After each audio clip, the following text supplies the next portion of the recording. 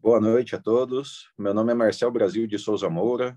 Eu estou na presidência da Comissão de Direito Constitucional da OAB Jabaquara Saúde.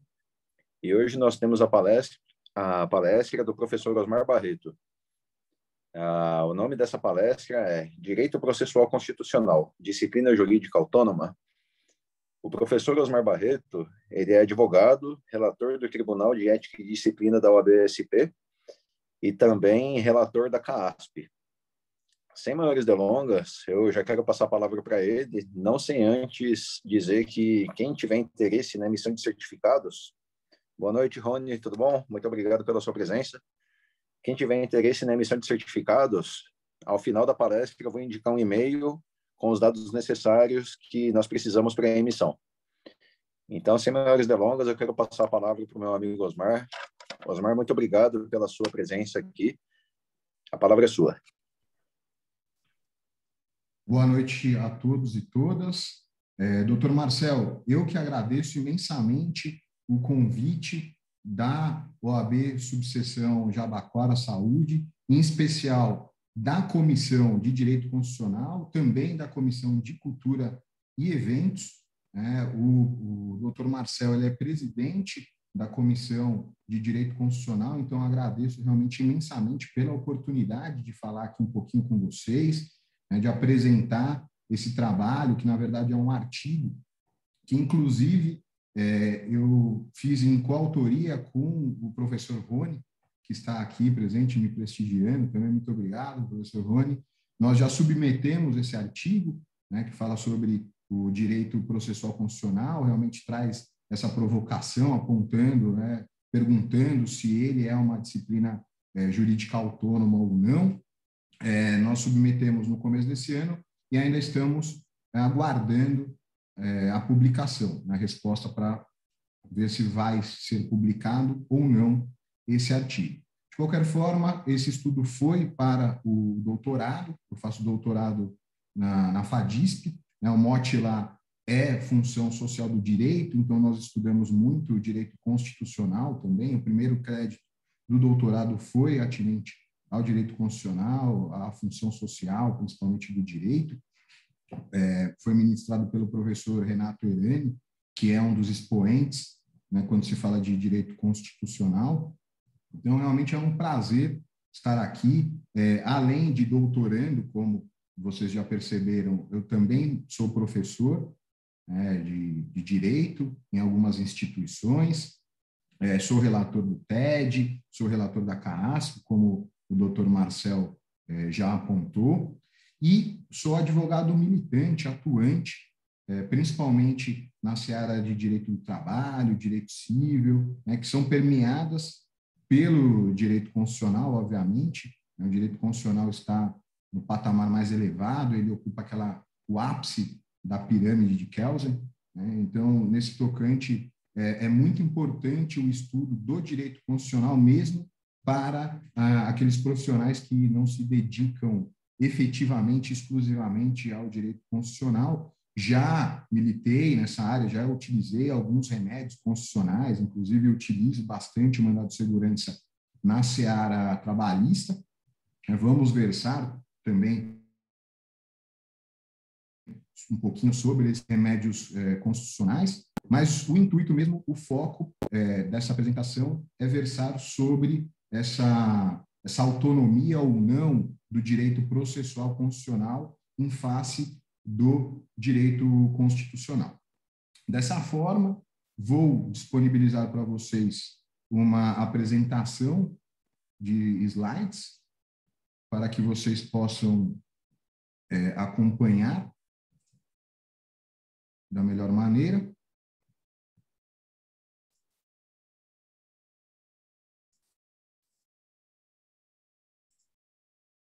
Agora sim, creio que a visualização esteja adequada, no formato de apresentação mesmo.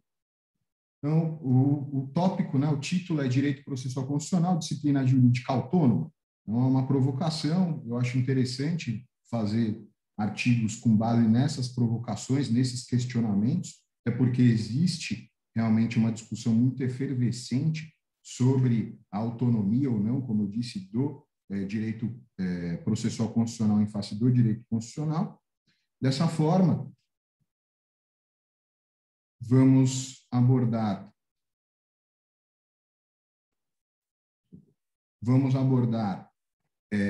o direito processual constitucional, principalmente a análise de sua classificação, o objetivo tanto do artigo quanto dessa apresentação, dessa palestra, é responder à indagação, né, se o direito processual constitucional é uma disciplina jurídica autônoma.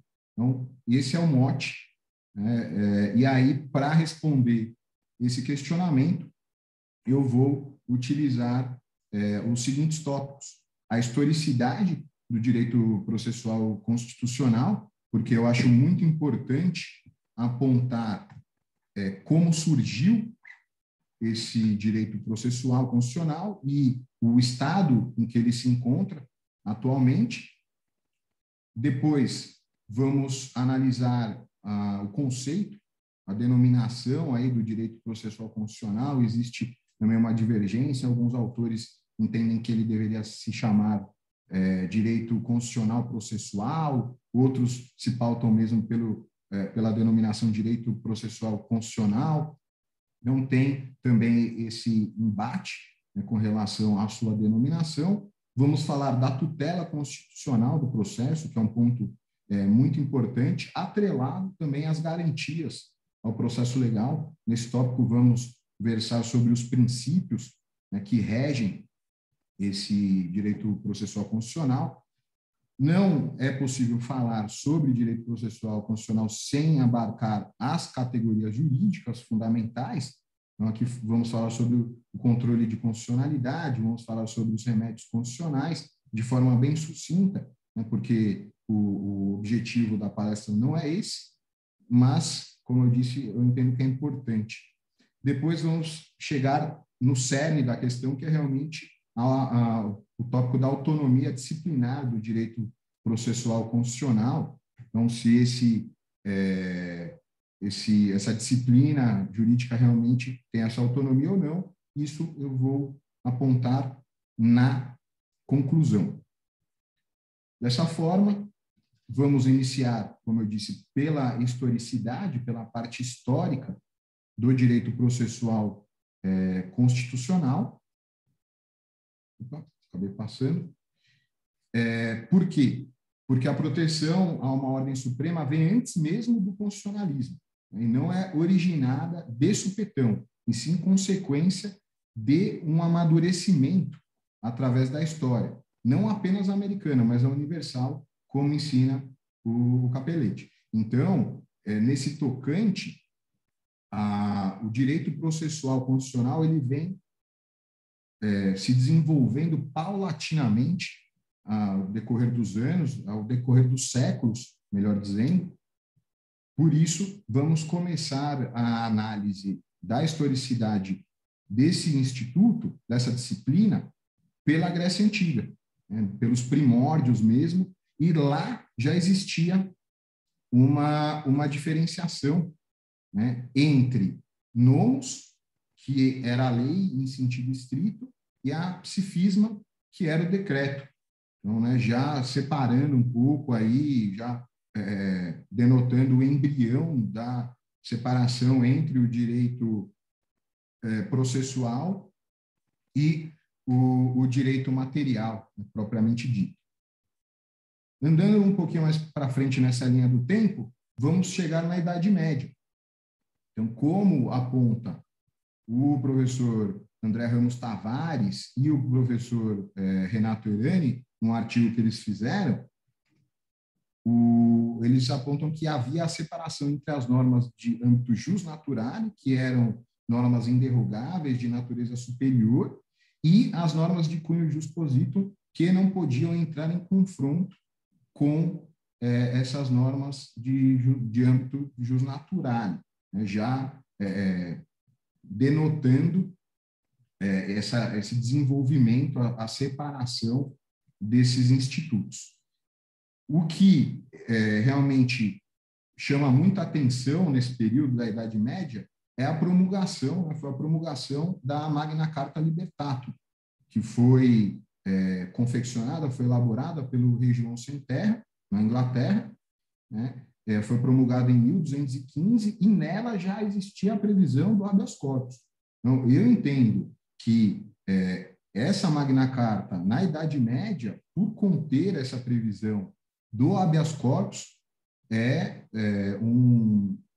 uma legislação, né, um arcabouço normativo muito avançado para a época, né, por ter essa previsão do habeas corpus, que depois veio a se tornar um remédio constitucional aí, consagrado, utilizado internacionalmente, né, previsto em várias constituições ao redor do mundo. O André Ramos Tavares, que vocês conhecem, né, é um expoente, se não o maior expoente atualmente do direito constitucional no Brasil, e o professor Renato Erani, que trabalham juntos, né, eu brinco que eles são uma dupla dinâmica. Então, eles enxergam a Magna Carta como formante do direito processual constitucional. Realmente é o alicerce aí para a formação desse direito processual. Já mais para frente, versando sobre as revoluções, tanto a americana, de 1776, quanto a francesa, de 1789, aí houve efetivamente uma sedimentação, né, do conceito moderno de Constituição como lei suprema e fundamental. Então, aqui a gente já consegue visualizar melhor a existência realmente das questões constitucionais, né, o conceito moderno de Constituição. Já no século XIX, que os estudiosos começam a vislumbrar realmente um controle de constitucionalidade, a fim de resguardar as previsões contidas ali na Constituição, né, para que as normas não fossem editadas de maneira inconstitucional. Por isso, já no século XIX, começou aí a se discutir a questão do controle de constitucionalidade. Já no século XX, principalmente em 1920, foi promulgada a Constituição da Áustria, uma Constituição muito importante, principalmente porque o Hans Kelsen participou efetivamente da elaboração dessa Constituição, né? Então, o Hans Kelsen realmente vamos dizer assim, o pai, né, do constitucionalismo moderno. Então, a participação dele já denota a importância da promulgação da Constituição da Áustria, que concretiza aí o conceito moderno de Constituição. Na parte histórica, eu acho fundamental fazer uma diferenciação entre as formas primitivas de proteção à lei suprema e à justiça constitucional. Elas não podem se confundir, né? Até porque, como eu disse, a noção de Constituição realmente veio a se concretizar através das ideias do Kelsen, né? Então, a gente não pode apontar que antes disso, antes das constituições rígidas, realmente existia aí uma justiça constitucional. Não, existia uma forma primitiva de proteção à lei. Inclusive, o Pedro de Vega, ele vai nesse sentido, apontando que a justiça constitucional, ao menos na manifestação do seu controle de constitucionalidade, só é logicamente articulada no marco das constituições rígidas. Carece de fundamento buscar precedentes históricos com anterioridade ao momento em que a Constituição se configura positivamente como lei suprema. Não adianta, em suma, buscar a justiça constitucional antes das constituições rígidas. Agora vamos versar sobre o conceito, né? Depois da parte histórica, eu gosto muito de história, estudo bastante, principalmente as histórias das guerras, da Revolução Industrial. E depois da parte histórica, o ideal é versar sobre a parte conceitual. Então, aqui, como eu já disse para vocês, existe uma discussão com relação à denominação dessa disciplina, E o Francisco Dantas, ele traz um ensinamento muito interessante no sentido de que a novel disciplina que radica na interdisciplinaridade do direito processual e do direito constitucional deva ser considerada como um conjunto epistemológico e sistemático dos princípios e normas constitucionais e processuais que disciplinam o fenômeno processual tratado no texto constitucional. Conjunto, porque os princípios e métodos formam um sistema, com unidade e ordem, obedecendo a uma metodologia e, por isso, epistemológico. Dos princípios, pois norteiam o sistema e estruturam a metodologia científica da disciplina. E, por fim, que disciplinam o fenômeno processual tratado no texto constitucional. Então, esse ensinamento do Dantas é muito importante para a gente conseguir realmente chegar ao verdadeiro conceito de direito processual constitucional. Prosseguindo, eu aponto que o direito processual constitucional ele deriva do direito público e, consequentemente, a sua existência ela é um reflexo da previsão da Constituição Federal, né, a qual determina a estrutura do Poder Judiciário e, assim, garante a distribuição da justiça e a efetividade do direito objetivo, como ensinam Sintra, Grinover e Dinamarca.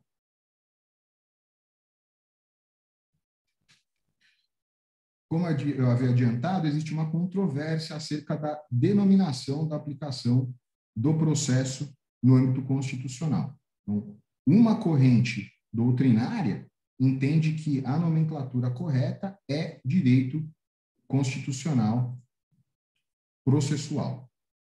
Já uma outra vertente, uma outra corrente, entende que a denominação correta é direito processual constitucional. E os que se filiam a essa corrente, em especial o Dinamarco e o Dantas, eles apontam, né, que, devido à natureza do processo ser essencialmente instrumental, deve-se denominar a disciplina como direito processual constitucional. Assim como se tem o direito processual penal, que serve de instrumento para o direito penal, o direito processual civil, porque serve de instrumento, né, instrumentaliza o direito não penal, isto é, civil. Né? Então, existe essa discussão, essa controvérsia. Alguns entendem que realmente são institutos diferentes e alguns acabam por segmentar, né? Como o renomado jurista Héctor Fix-Zamudio, né? Que é um jurista mexicano, também um dos expoentes quando se fala de direito constitucional, principalmente de direito constitucional internacional, assim também como é o professor Paulo Ferreira da Cunha, com o qual eu já tive a honra de, inclusive, publicar um artigo, em coautoria também com o professor Rony Max Machado. Então, o professor Paulo Ferreira da Cunha, inclusive, defende a existência de uma Corte Internacional Constitucional, um Tribunal Constitucional Internacional. Então, hoje em dia, ele é juiz conselheiro lá em Portugal, que aqui se equipara ao cargo de ministro, né, do STF, e ele realmente está encabeçando, está capitaneando essa ideia dessa Corte Constitucional Internacional, que eu acho muito interessante, também. Então, o Héctor Fix-Zamudio é também tão renomado quanto o professor Paulo Ferreira da Cunha, né, as suas linhas de pesquisa são um pouquinho diferentes, né? O professor Paulo Ferreira se dedica ao tribunal, o Héctor Fix-Zamudio, ele se dedica principalmente, né, ao direito processual, aos instrumentos utilizados no direito constitucional. Então, ele divide aí direito processual constitucional e direito constitucional processual. Ele aponta que o direito processual constitucional ele tem a ver com o controle de constitucionalidade. Ele serve para restaurar a ordem constitucional quando existe uma violação por algum órgão de poder. Já o direito constitucional processual se ocupa da defesa dos direitos fundamentais, o que pode ser ligado aos remédios constitucionais. Então, tem alguns que entendem que existe uma denominação concomitante, né, que pode ser aplicado o direito processual constitucional para, principalmente, o controle de constitucionalidade e o direito constitucional processual para os remédios constitucionais. Faço uma observação que, ao se tratar de direito processual constitucional, não se trata de um novo ramo do direito, mas sim uma colocação científica que realiza uma análise de forma sistemática para explicar a relação do processo com a norma fundamental do direito. Até porque, como vimos na historicidade, o direito processual constitucional ele já existe desde a implementação da primeira Constituição, né, porque ela deve prever mecanismos para instrumentalizar as suas previsões. Então, o direito constitucional, o direito processual constitucional existe já há algum tempo, né, desde a época que atuava o Kelsen.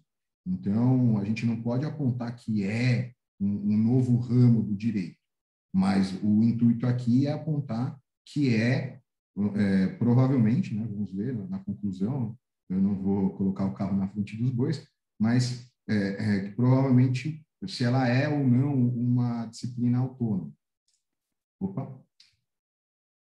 Então, a legislação constitucional ela abarca todos os ramos do direito, é o que se denomina de constitucionalização do direito. É o que eu falei no começo da palestra. O direito constitucional está no ápice, né, daquela pirâmide, ele vai nortear todo o arcabouço normativo, né, infraconstitucional. Então, obviamente, as normas editadas devem respeitar as previsões constitucionais. Tem a questão, né, do ativismo judicial, também é um tema que eu já abordei, e é bastante interessante também, a gente pode conversar sobre ele num próximo encontro. Então, a legislação constitucional ela é importante por causa disso, porque ela vai abarcar aí todos os ramos do direito. E isso remete a uma tutela constitucional do processo. Então, vamos analisar o terceiro tópico aí, que é essa tutela constitucional. Então, é matéria que se refere diretamente à teoria do direito processual, visto que traz a ideia do direito ao processo e o direito de acesso ao poder judiciário, que, por sua vez, engloba o direito de defesa e de ação. Então, a importância do direito processual, ela fica visível, né, fica patente na previsão constitucional, né? Então, esse posicionamento demonstra a importância do direito processual, que é ratificado pela competência exclusiva da União em legislar sobre assuntos referentes ao direito processual, prevista na Constituição Federal de 88.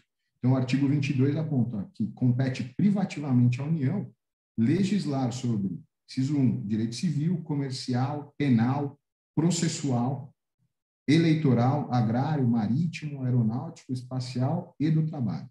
Então, pelo fato de ser competência privativa da União legislar sobre direito processual, isso demonstra a sua importância. O direito processual é a expressão dotada de conteúdo próprio, em que se traduz a garantia da tutela jurisdicional do Estado, né, através de procedimentos demarcados formalmente em lei, como ensinam Sintra, Grinover e Dinamarca novamente. Portanto, os procedimentos eles vão fazer com que as previsões constitucionais sejam implementadas, né, sejam efetivadas. E é muito importante ressaltar que, nesse tocante, não se pode versar sobre interesse particular. Quando estamos falando de tutela constitucional do processo, estamos falando de um interesse coletivo. Por ser um processo que visa a guarda da Constituição, não se busca resguardar nenhum interesse particular que tenha sido desrespeitado por outra pessoa, como no conceito clássico de lide. Então, não vai ter efetivamente, né, uma lide, não vai ter uma pessoa figurando no polo passivo, uma pessoa figurando no polo ativo. Aqui realmente deve se versar sobre o interesse coletivo e não sobre o interesse privado, o interesse particular. Não tem um contencioso constitucional, né? Não havendo um interesse que se pretenda fazer prevalecer sobre o de outro, não há rigor parte processual, como eu já expliquei. Ou seja, não há lide constitucional, mas apenas um contencioso constitucional. E aí, mesmo não havendo essa lide, existem garantias, como em todo processo legal, sempre lastreadas nos princípios constitucionais. Portanto, a partir de agora, nós vamos analisar as garantias constitucionais. Então,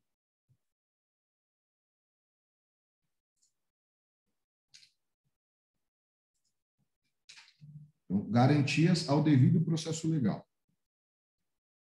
O ordenamento jurídico não se lastreia única e exclusivamente nas leis, artigos, enfim, nos dispositivos normativos, mas também nos princípios, sendo apontado por muitos juristas como um arcabouço normativo principiológico. Dessa forma, os princípios são um meio de integração do direito e visam preencher lacunas na legislação pátria, de modo a resguardar uma aplicação efetiva e mais equitativa da lei, sendo considerados também como normas. Que eu vou fazer um parênteses, como eu explico para os meus alunos, eu vou explicar para vocês também, porque eu acho interessante. Muitos entendem, acham que as regras, né, os dispositivos normativos, que são os artigos, as leis, prevalecem, têm preponderância sobre os princípios. Isso está totalmente equivocado. Por quê? Na verdade, as normas são gênero, né, que abarcam as espécies regras e princípios. Então, as regras são os artigos, os dispositivos normativos, e os princípios formam esse arcabouço normativo principiológico. Eles andam lado a lado. Não existe realmente uma hierarquia entre eles. Pelo menos é assim que eu enxergo. Na verdade, eu entendo que os princípios eles têm várias funções. Entre elas, a função criativa, que vai fazer com que o legislador se baseie nesses princípios para criar regras. E, além disso, eu também explico que, se você tiver uma dúvida com relação à interpretação de um dispositivo, de um artigo, a melhor maneira de sanar essa dúvida, de aclarar essa obscuridade, é realmente você se utilizar dos princípios, porque os princípios vão norteá-lo com a interpretação e a efetivação do que está determinado naquela regra. Então, regras e princípios fazem parte das normas, né, que são gênero, e, como eu disse, um anda ao lado do outro, sem ter realmente uma preponderância. Então, um dos principais princípios constitucionais é o devido processo legal.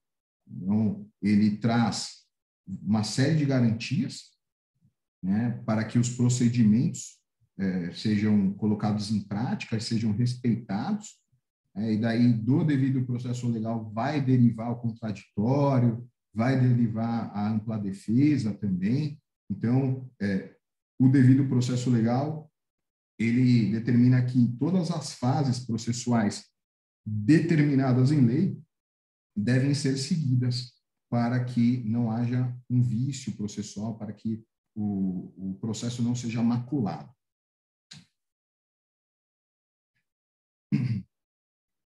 Então,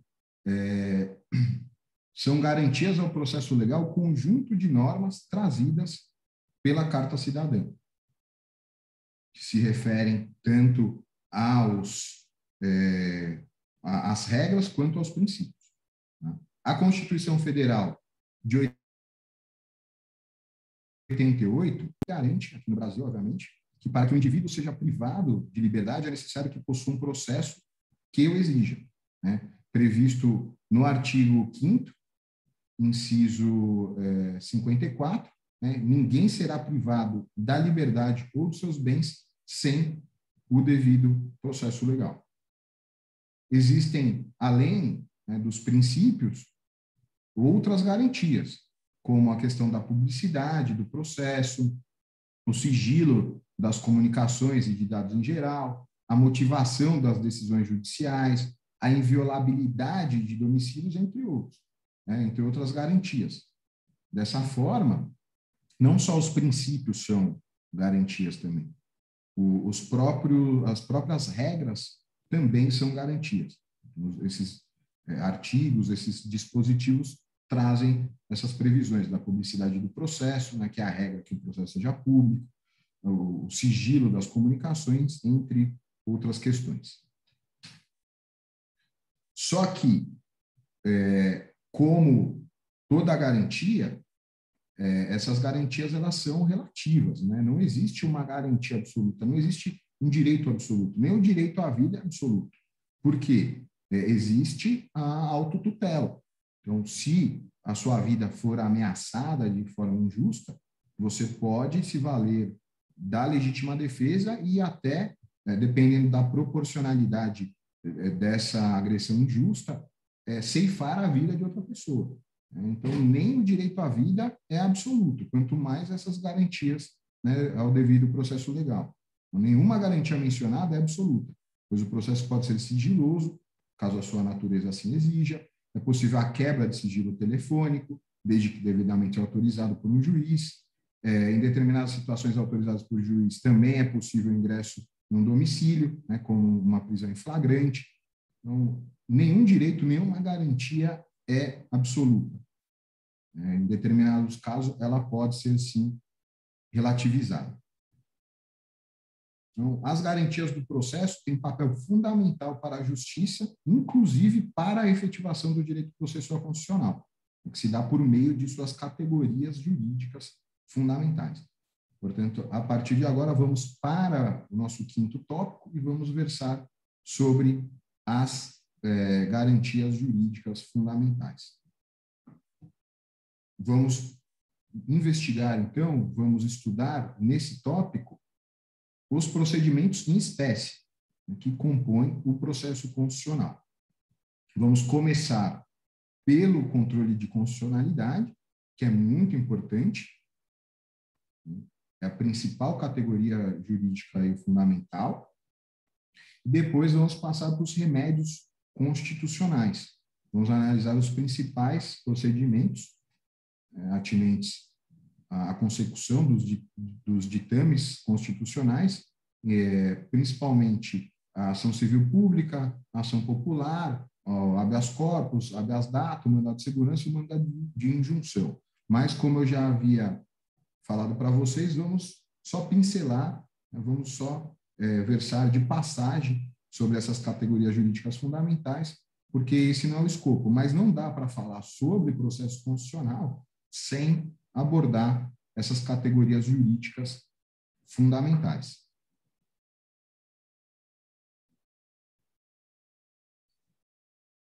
Vamos começar pelo controle de constitucionalidade, que também é chamado de controle direto de constitucionalidade. A sua natureza é de um processo, né, de natureza objetiva, no qual se averigua a constitucionalidade ou não de uma lei, ou seja, se aquela lei está colidindo com a previsão constitucional ou não. É o objetivo. Esse processo tem como principal objetivo ejetar, né, deletar do ordenamento jurídico a lei ou o ato normativo contrários à Constituição Federal de 88, bem como declarar a omissão inconstitucional. O escopo do controle de constitucionalidade é esse, né, evitar que as normas infraconstitucionais entrem em confronto com a previsão constitucional. Posteriormente, temos a ação civil pública, prevista no artigo 129, inciso 3 da Constituição Federal e na Lei 7.347 de 85. O objeto imediato da ação civil pública é a condenação em dinheiro ou o cumprimento de obrigação de fazer ou de não fazer. E aí se instaurou também um debate sobre a possibilidade de cumulação desses pedidos. Pode pedir condenação em dinheiro, porque está ali ou, né, não está aí. Então, isso determina a priori que ou é um pedido ou é outro, mas hoje já é assente, já é pacífico aí o entendimento, inclusive jurisprudencial, de que é possível cumular esses pedidos. Então, é possível, por meio da ACP, né, da Ação Civil Pública, realizar pedidos de obrigação de fazer e de não fazer com condenação em dinheiro por danos materiais e morais. O objeto imediato é a tutela do direito ao meio ambiente ecologicamente equilibrado, do direito do consumidor e dos bens e direitos de valor artístico, estético, histórico, turístico e paisagístico. Então, esse é o escopo, né, da ação civil pública. Agora vamos analisar a ação popular, que é prevista no artigo 5º, inciso 73 da Constituição Federal. Tem como objeto imediato, o objeto imediato é a anulação do ato lesivo ao patrimônio público ou de entidade de que o Estado participe, à moralidade administrativa, ao meio ambiente, ao patrimônio histórico e cultural, e na condenação dos responsáveis pelo ato, inclusive a condenação dos destinatários ao pagamento de perdas e danos ou, alternativa ou cumulativamente, a repor a situação do status quo ante, ou seja, a situação anterior à lesão. O objeto imediato é a ideia de conservação, recuperação, preservação do patrimônio público e da moralidade pública, bem como da qualidade ambiental. O habeas corpus, por sua vez, é previsto no artigo 5º, inciso 68 da Constituição Federal. O objeto do habeas corpus é resguardar a liberdade individual, sempre que alguém estiver sofrendo ou na iminência de sofrer constrangimento ilegal, o seu direito à liberdade, sendo que esta ação pode ser utilizada tanto em ações criminais como em ações civis, desde que haja constrangimento ilegal quanto ao direito de ir e vir do cidadão, como ensina Moritz na sua doutrina. Depois temos o habeas data, previsto no artigo 5º, inciso 72 da Constituição Federal e Lei 9.507, de 97. O objeto é assegurar a tutela do direito à informação e à intimidade, bem como o direito de retificação desses dados. Então, trata-se de ação de aplicabilidade imediata, gratuita e personalíssima. E eu faço uma observação que o legitimado para impetrar o habeas data é o próprio indivíduo. Então, se o poder público tiver com um dado, né, desse indivíduo e não quiser disponibilizar, ele pode ingressar, pode, na verdade, né, impetrar um habeas data quando houver essa recusa de informações, né, por parte da autoridade administrativa. Seguindo, temos o mandado de segurança. Como eu falei, um remédio constitucional importantíssimo, utilizado inclusive no direito do trabalho, previsto no artigo 5º, nos incisos 69 e 70 da Constituição Federal e também na Lei 12.016 de 2009. O objeto é proteger direitos líquidos e certos, não amparados por habeas data ou habeas corpus, quando o responsável pela ilegalidade ou o abuso de poder for autoridade pública ou agente de pessoa jurídica no exercício de atribuições do poder público. Por último, mas não menos importante, temos o mandado de injunção, previsto no artigo 5º, inciso 71 da Constituição Federal. O objeto, então, tal remédio ou garantia constitucional deve ser impetrado em um caso concreto, individual ou coletivo, com o objetivo de versar sobre a ausência de norma regulamentadora que impede a consecução de direitos constitucionais que dizem respeito à cidadania e nacionalidade, principalmente. Não existe a previsão constitucional, delegando a regulamentação dessa previsão a uma norma infraconstitucional, mas, às vezes, essa norma não é instituída, não é implementada, então, isso, consequentemente, vai impedir a consecução desses direitos constitucionais previstos, da cidadania, da nacionalidade. Nesse tocante, você pode impetrar um mandado de injunção para suprimir essa lacuna.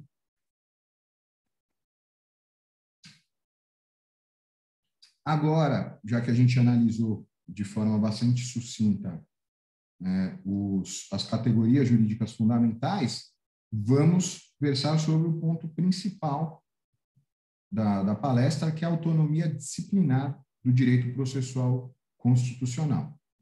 Os doutrinadores apontam que existe uma ligação entre o direito processual e a Constituição, obviamente, como no caso das regras das audiências serem públicas, o princípio do juiz natural, a atuação do Ministério Público, etc.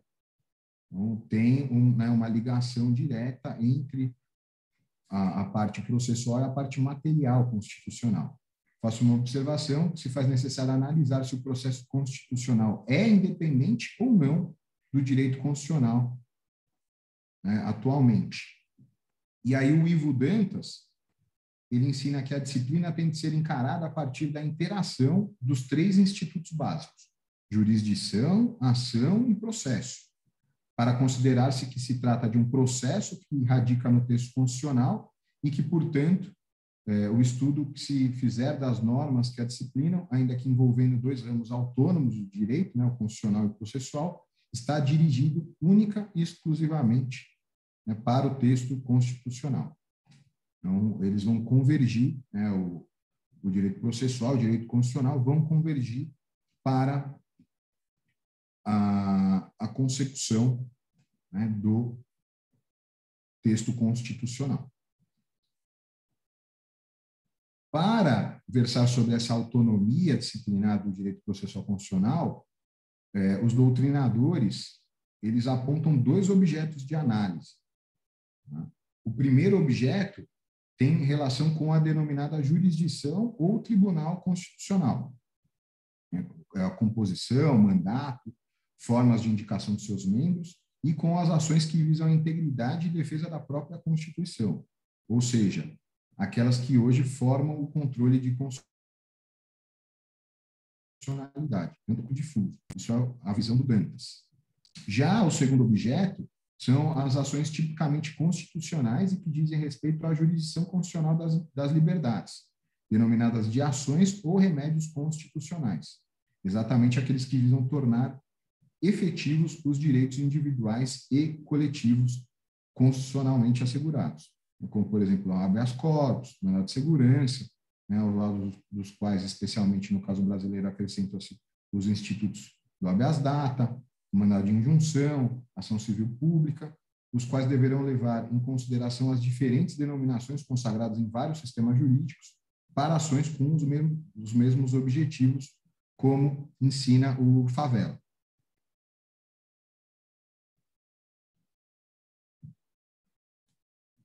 Então, nós podemos aí dividir realmente os objetos do direito processual constitucional em 2, então, um relacionado com o controle de constitucionalidade e outro relacionado com os remédios constitucionais, ações ou remédios constitucionais.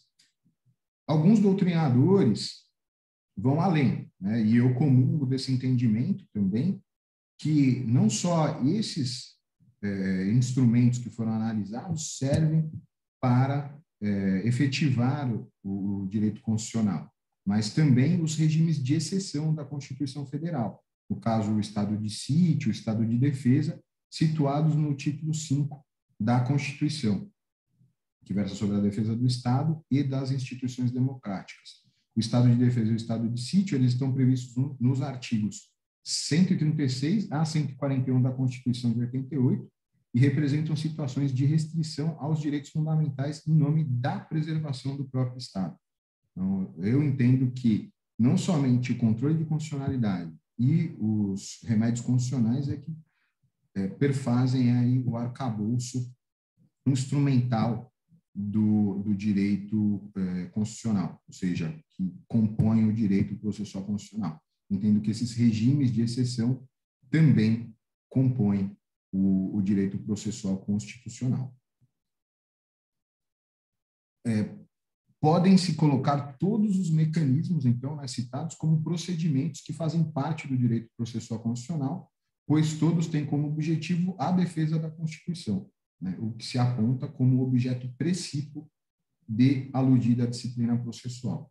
Inclusive, o professor Renato Herrani, ele defende que o direito processual constitucional é, sim, uma disciplina autônoma e que deve contar com o Código de Processo Constitucional, né, a fim de congregar todos os dispositivos mencionados no estudo em apenas uma codificação, o que daria maior força ao direito processual constitucional como uma disciplina jurídica autônoma.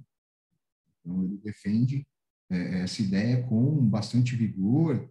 Os fundamentos que ele utiliza são muito convincentes, pelo menos me convenceram, né, nas aulas que eu tive com ele no doutorado. Então, chegamos agora na conclusão. O processo constitucional tem como seus bastiões a tutela processual e as garantias ao devido processo legal, sempre lastreados nos princípios constitucionais e nas normas que guarnecem o arcabouço jurídico do Brasil. Normas no sentido de regras, né? Porque eu falei de princípios e regras. Ambos são normas, né?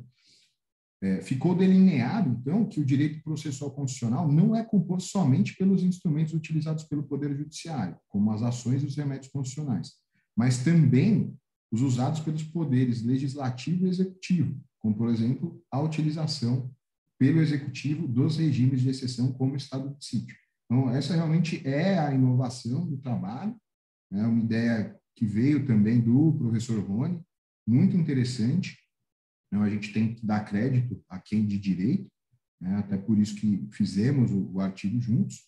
E aí o professor Irineu Barreto também chegou para robustecer, para, né, trazer um peso para esse artigo, e nós submetemos em 3, então, eu, o professor Rony Matos Machado e o professor Irineu Barreto, né, que foi o meu orientador de dissertação do mestrado. Por fim, aponta-se, sem ter, obviamente, a pretensão de esgotar o debate sobre o tema, que o direito processual constitucional é, sim, uma disciplina jurídica autônoma, como os direitos processuais civil, penal e, em especial, do trabalho, por também não ter um código próprio, mas por ter créditos atinentes a esse ramo em todos os cursos de direito do Brasil. Isso porque, mesmo que de forma esparsa na Constituição Federal existam previsões sobre a aplicação processual do direito constitucional, a jurisprudência é assente no sentido de que os procedimentos constitucionais devem ser observados e a doutrina estuda tal ramo de forma aprofundada há algum tempo. Então, além de contar com toda a estrutura principiológica, infraconstitucional e jurisprudencial para efetivar a justiça constitucional. Dessa forma, prezados e prezadas, eu entendo que é realmente uma disciplina jurídica autônoma, né, o direito processual constitucional, mesmo não tendo um código de processo constitucional. Por quê?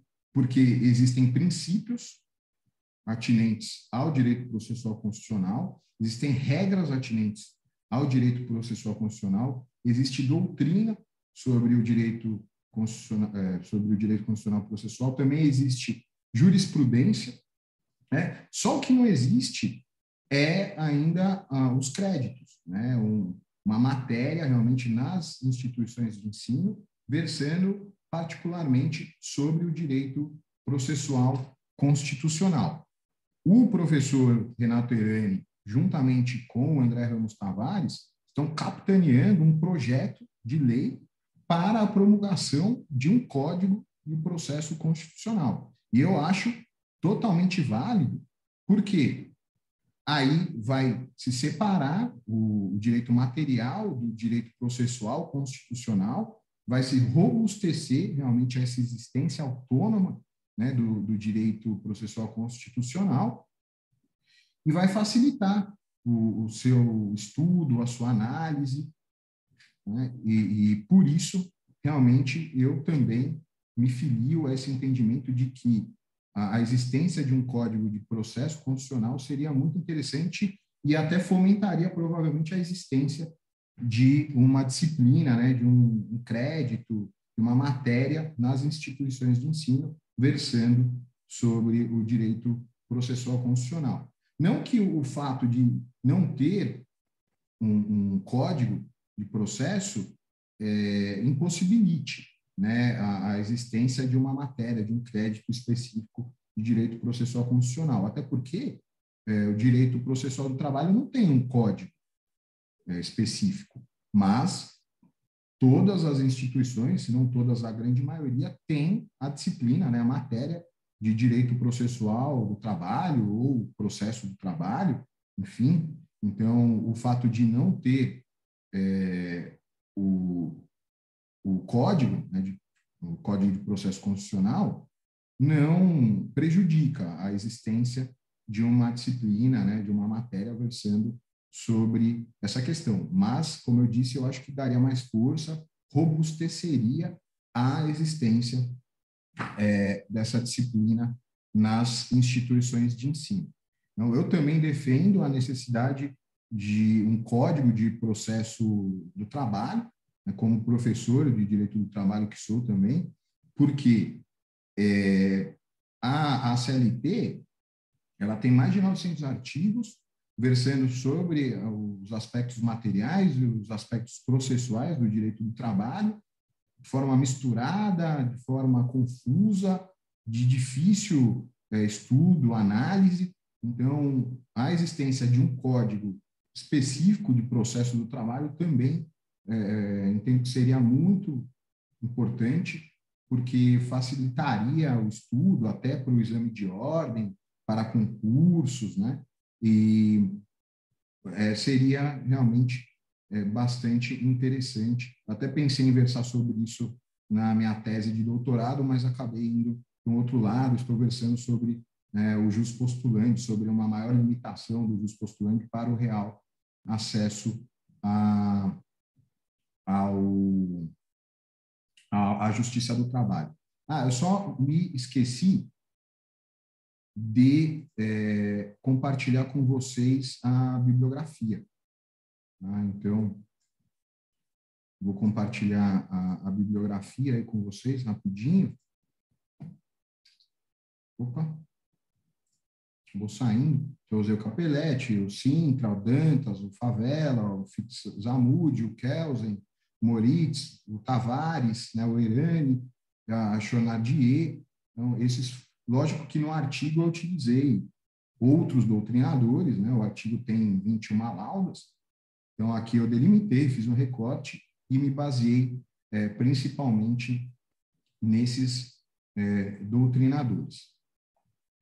Portanto, meus queridos, minhas queridas, o que eu queria versar sobre o direito processual constitucional eram esses os tópicos. Eu queria deixar bem claro que o meu entendimento é de que realmente é uma disciplina jurídica autônoma, né, em relação ao direito constitucional. Agradeço imensamente a presença de vocês aqui, o prestígio que vocês estão me dando, né? A oportunidade também que o doutor Marcel e as comissões aí da subseção do Jabaquara me deram para que eu estivesse aqui hoje compartilhando um pouquinho desse estudo, né, com vocês. Espero que vocês tenham gostado e eu estou aqui à disposição para perguntas, apontamentos, curiosidades, entre outras coisas. Então, muito obrigado mesmo.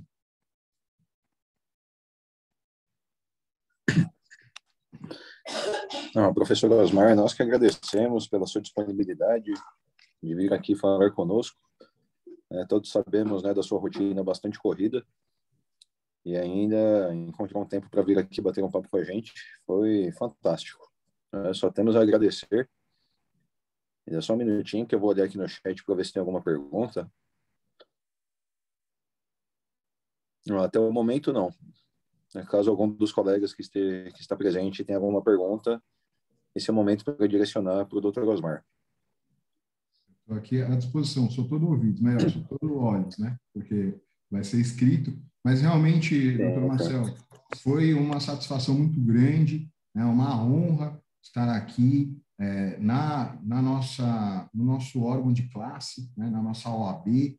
Muita gente não dá a devida importância à OAB, né? A OAB tem uma relevância fundamental no exercício da advocacia, né, principalmente a CAASP, né, ajudando os advogados que podem estar em condição de vulnerabilidade, o TED, né, fazendo esse controle também através dos processos disciplinares, temos as casas né, dos advogados, temos as comissões, inclusive eu indico, né, as comissões para os meus alunos, principalmente a comissão, né, do jovem advogado, do acadêmico. Então, é muito interessante que vocês participem também da OAB, né, para que vocês se interem, vejam realmente, né, as ações positivas e também que apontem as melhorias, as alterações que devem ser realizadas, né, na OAB, porque a gente sabe que nada é perfeito, né?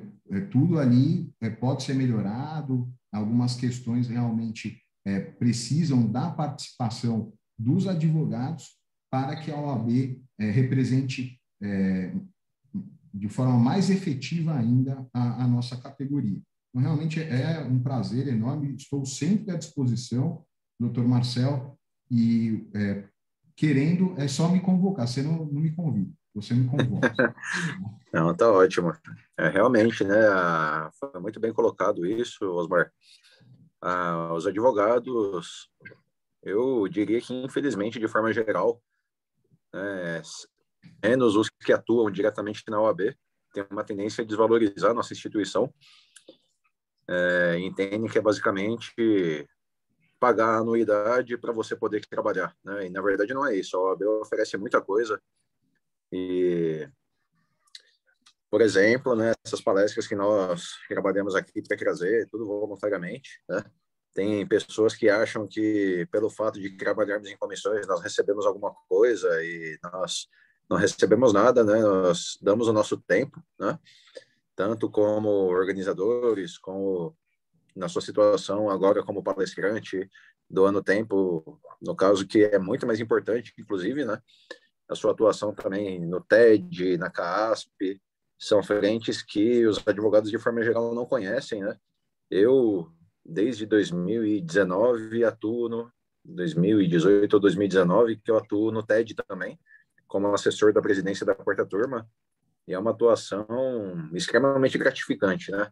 É muito interessante ver as situações, né? Algumas situações tristíssimas, né? Mas, infelizmente, as pessoas cometem equívocos em todas as profissões. Alguns colegas, infelizmente, perdem a mão, né? Na hora de trabalhar, cometem eventualmente ou equívocos não intencionais, às vezes equívocos intencionais mesmo, né? E o nosso papel ali é colaborar para a depuração, né, da nossa atividade, para que a ordem colabore com uma sociedade mais justa, efetivamente, né? Que os advogados façam valer o seu papel, né? De defensores da Constituição, né, da democracia. E só enaltecendo a qualidade aqui da sua palestra também, Osmar, né? É interessante ver como o processo constitucional, ou direito processual constitucional, ou direito constitucional processual, né? Todas as nomenclaturas que você mencionou. Acho que o mais interessante disso tudo, na minha visão, é a importância que o processo tem na defesa da cidadania, né? Porque de pouco adianta você ter os direitos assegurados ali, os direitos e garantias assegurados, se você não tiver uma forma adequada de perseguir esses direitos, caso você se entenda prejudicado. E o processo constitucional é uma instância importantíssima nessa esfera, né? Ele toca nos direitos mais importantes de todos. Mas eu não quero me alongar muito aqui. Quero agradecer aos nossos ouvintes, né?